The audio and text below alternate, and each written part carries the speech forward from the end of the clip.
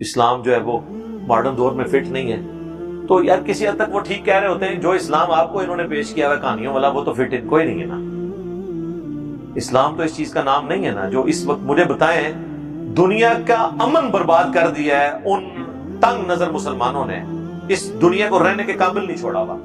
تو گورے بےچارے پیٹ رہے تو صحیح ہوتے ہیں کسی حد تک. ہمارے جیسے لوگ تو بہت تھوڑے ہیں جو لوگوں کو بتا رہے ہوتے ہیں یہ دین نہیں ہے, یہ ان کی ذاتی انٹرپریٹیشن ہے. مجھے بتائیں آپ کے مولوی کی جان کو جب خطرہ ہوتا ہے اسے کیا کہتے ہیں؟ انگلینڈ شفٹ کر جاؤ. تو پھر اسلام کا قلعہ تو انگلینڈ ہوا. قلعہ کیوں بنایا جاتا تھا؟ اپنی سیفٹی کے لیے. پاکستان کی مسلمان یا حق گو لوگ پاکستان کے قلعے کو چھوڑ کے انگلینڈ اور یورپ میں اور کینیڈا میں امریکہ میں اپنی جان بچانے کے لیے شفٹ ہوتے ہیں, تو سرکار پھر ان کو کہنا وہ اسلام کا قلعہ ہے. ہمیں بھی لوگ مشورہ دے رہے ہوتے ہیں تو اسی چھڑے نہ دے قلعہ ہو. پھر تو جہاں پہ مسلمان محفوظ نہیں ہے اسلام کے قلعے میں, وہاں غیر مسلم کو دعوت دے کے کہنا آؤ جی. وہ کہے گا جی کیا آپ مجھے بتائیں آپ کون سی پازیٹیو چیز ایسی پیش کر سکتے ہیں پریکٹیکلی مسلمانوں کی کہ جو مسلمانوں غیر مسلموں کو اپیل کرے. مسلمانوں کی اسلام کی ٹیچنگز کی بات نہیں میں کر رہا, مسلمانوں کی. شروع میں تو اسی چیز سے لوگ امپریس ہوتے ہیں نا. ملیشیا انڈونیشیا میں کسی تبلیغ سے تو اسلام نہیں آیا, تاجر لے کے آئے ہیں. تاجروں کی ایمانداری سے لوگ متاثر ہوئے کہ یار یہ کون سے دنیا کے تاجر ہیں جو اپنی چیزوں کا عیب خود بیان کرتے ہیں. ان کو کیا پتا تھا ان کے پیغمبر نے ان کو کیا سکھایا ہے؟ صحیح مسلم میں حدیث ہے نبی اسلام ایک اناج کے ڈھیر کے پاس سے گزرے, آپ نے اپنی مبارک انگلیاں اس میں داخل کی اور وہ گیلی تھی. آپ فرمایا یہ کیا؟ رات کو بارش ہوئی تھی, اوپر سے خشک ہو گیا, اندر سے گیلا ہے. آپ نے فرمایا تو نے گیلی اناج اوپر کیوں نہیں کی تاکہ لوگوں کو اس کے عیب کا پتہ چل جاتا. پھر آپ نے فرمایا جس نے دھوکہ دیا وہ مجھ سے ہے ہی نہیں ہے. یہ حدیث آدھی بیان کی جاتی ہے, پوری حدیث یوں ہے کہ چیز کا عیب نمایاں ہونا چاہیے. میں تو کہتا ہوں آپ دودھ میں پانی ملائیں کوئی مسئلہ نہیں, صرف لکھ دیں کہ اس دودھ میں ہم نے اتنا پانی ملایا ہے اس لیے کہ میرے بھائی بھینس آپ اپنی بھی رکھیں تب بھی آپ کو 100 روپے میں خالص دودھ نہیں مل سکتا, کم از کم 120-130 روپے پڑے گا. میں اپنے شہری علاقوں کی بات کر رہا ہوں, گاؤں ایریا میں جہاں مفت میں بھینسیں چل رہی ہوتی ہیں وہاں تو ہو سکتا ہے مل جائے. تو ہمیں دودھ میں مجبوراً پانی ڈالنا پڑتا ہے. تو پانی والا دودھ جو ہے وہ ہے 80 روپے کلو اور خالص دودھ ہے 130 روپے کلو. سرکار لوگ خود ہی لیں گے. ویسے آپ نہ بھی لکھیں لوگوں کو پتہ ہے کہ ہم نے پانی ڈالا ہوا ہے. وہ ہر عورت جب دودھ ابال رہی ہوتی ہے نا تو جتنی موٹی موٹی گالیاں آپ کو دے رہی ہوتی ہے نا وہ اگر کیمرے پہ چلا دی جائے نا تو آپ کو لگ پتا جائے. تو آپ پر سیدھی طریقے سے دودھ میں پانی ملانا کوئی گناہ نہیں ہے, اس کو بتانا نہیں اور دھوکہ کرنا اور جھوٹ بولنا کہ میں خالص دودھ بھیج رہا ہوں یہ گناہ ہے. دودھ میں پانی ملا کے پینا تو سنت ہے. اگلے زمانوں میں برف نہیں ہوتی تھی, مٹکے کا ٹھنڈا پانی ڈالا جاتا تھا دودھ میں, کچی لسی کر کے پیا جاتا تھا. نبی علیہ السلام کی بھی آپ حدیثیں بخاری مسلم میں پڑھیں تو دودھ میں پانی ملا کے پیا کرتے تھے دودھ کو ٹھنڈا کرنے کے لیے. تو اس وقت تو ٹھنڈا کرنے کا یہی ذریعہ ہوتا تھا. تو یہ سنت ہے. مسئلہ ہے دھوکہ دینا, جس نے دھوکہ دیا وہ ہم میں سے نہیں ہے. تو اسلام کی جو ٹیچنگز ہیں وہ تو بہت اچھی ہیں لیکن مسلمانوں کے کرتوت برے ہیں.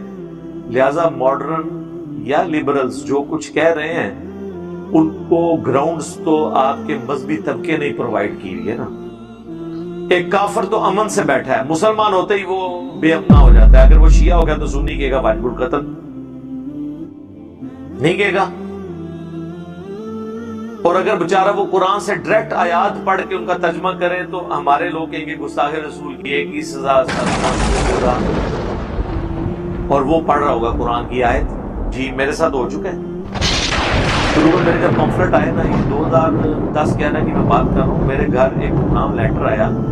بعد میں پتا بھی چل گیا جس مولوی نے لکھا تھا, بریلیوں کا ایک مولوی تھا, اس نے میرے پمفلٹ کی ایک لائن ہائی لائٹ کی بھی اور لکھا کہ شام تک اپنی توبہ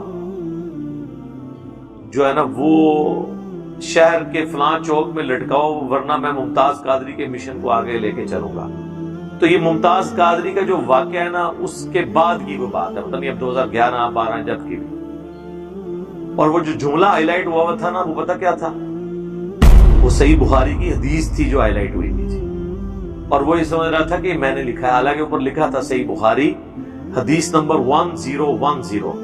انا کنا نتوسل الیک بنبینا، حضرت عمر کہتے ہیں اے اللہ پہلے تو ہم تیرے نبی کا وسیلہ تیری بارگاہ میں پیش کرتے تھے، جب تک یعنی وہ دنیا میں موجود تھے ہم ان کی دعا کرواتے تھے آپ کے سامنے، ہم پہ بارش نازل ہوتی تھی، ہم اب تیرے نبی کے چچا کو لے کے آئے ہیں، ان کی دعا کی برکت سے بارش نازل فرما۔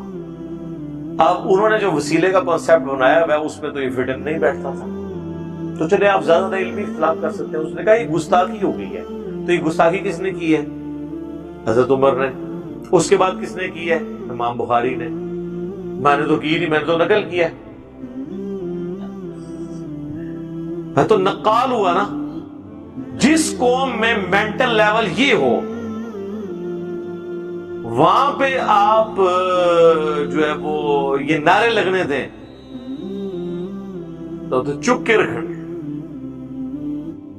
بریلویوں کے نزدیک تمام اہل حدیث واجب القتل ہیں کیونکہ گستاخ رسول ہے جی، وہ سمجھتے ہیں کہ جو ہماری طرح عقیدہ نہیں رکھتا وہ گستاخ ہے، اور اہل حدیث کے نزدیک سب کے سب بریلوی مشرک ہیں۔ وہ کہتے ہیں جس طرح ہم نے توحید مانی، اگر یہ نہیں مانیں گے تو ہم انہیں مشرک سمجھیں گے۔ تو سرکار یہ چھوڑ دیں، آپ لبرلز کو اور ماڈرن لوگوں کو نہ روئیں، آپ اپنے گھر کی صفائی کریں۔ آپ کے مذہبی طبقے کے کرتوت ایسے ہیں، مجھے بتائیں آپ کہیں پہ کوئی دینی بات کر رہے ہو چوراہے پہ کھڑے ہو کر اور وہ اس معاشرے سے ٹکراتی ہو، ایک کلین شیو بندہ اگر آپ کی بات غور سے سن رہا ہے نا، اس کے چہرے پہ ناگواری بھی ہے، آپ کو ٹینشن نہیں ہوگی، لیکن اگر وہ کوئی مولوی ہوا اور انہوں غصہ چڑھ رہے آتے تو انہوں ٹینشن ہو جائے گی کہ انہیں کدھرے نعرے تکبیر نہ بلند کر دیں۔ تو جب ایک دیندار بندہ ایک دیندار شکل و صورت والے بندے سے ڈرے، یعنی یہاں پہ اگر 10 عیسائی پادری جو ہے نا وہ سلیب لٹکا کے نا پھر رہے ہونا، مجھے ان سے کوئی خطرہ نہیں، لیکن 10 مولوی اگر یہاں پہ پھر رہے ہوں تو ظاہر ہے کہ پھر میں تو بٹ صاحب کو ساتھ ہی لے کے نکلوں گا۔ تو جب میرے جیسے بندے کا یہ حال ہے تو ایک بندہ، ایک ماڈرن اگر بندہ کہتا ہے جی میں ڈرا ہوں ان سے، تو صحیح کہہ رہا ہے بیچارہ، یار کام بھی تسی اتنا بڑا پایا ہے، اور پھر یہ ساری خرابیوں کی پش پنائی ہماری حکومتیں کرتی رہی، ہمارے ادارے کرتے رہے۔ آج اتنے عرصے بعد ان کی جب اپنی پٹائی شروع ہوئی ہے تو ان کو ہوش آیا کہ نہیں سر، یہ تو اب تو FATF آ گیا، اب تو یہ ہو گیا ہے، نہیں ہمارے اتنے فوجی شہید ہو گئے، اب ہم نے اس کو ٹھیک کرنا ہے اس معاملے میں، چلو جی۔ لوگ کہتے ہیں دیر آئے درست آئے، یہاں تو میں یہ بھی نہیں بول سکتا، وہ لاکھوں لوگ جو قتل ہوئے ہیں اس کے اندر ضیاء الحق کی غلط پالیسیز اور مشرف کی غلط پالیسیز کی وجہ سے، ان کا خون ہم کس کے ہاتھوں میں تلاش کریں؟ یہ تو قیامت والے دن جب یہ لوگ بھگتیں گے تو پھر آپ دیکھیں گے انشاءاللہ تعالیٰ۔ لہٰذا یہ جو لوگ کہتے ہیں باقی رہ گیا کچھ ٹیچنگز اسلام کی ایسی وہ آؤٹ آف کانٹیکسٹ لوگ پیش کرتے ہیں، وہ ویسے نہیں ہیں۔ مہربانی کریں آپ جو لبرلز یا اس طرح کے نا، ان کو مودودی صاحب کی کتابیں پڑھنے کے لیے دیا کریں، لیکچرز دینے تو ہمارے دیں، ان کو کہیں ان مولویوں کو چھوڑیں، ان بیچاروں کو تو پتہ ہی نہیں ہے۔ یہ تو آج بھی وہی پرانی میتھمیٹکس پڑھ رہے ہیں، میتھمیٹکس بھی نہیں فلسفہ پڑھ رہے ہیں، سائنس کی بجائے فلسفہ پڑھایا جا رہا ہے۔ تو ان لوگوں کا تو انٹلیکچوئل لیول ہی نہیں، ان کو چھوڑ دیں، یہ اسلام کا چہرہ ہی نہیں ہے۔